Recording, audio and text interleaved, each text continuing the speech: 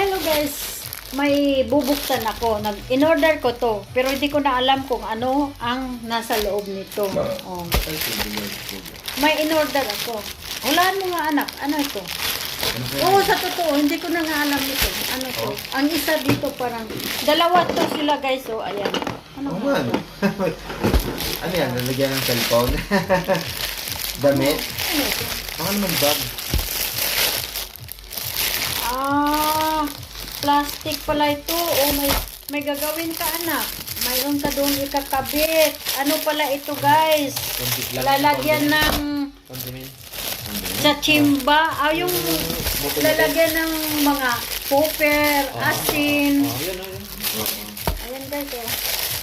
Ayan, ito pala yun. Pero actually, talagang hindi ko na talaga alam kung ano ito.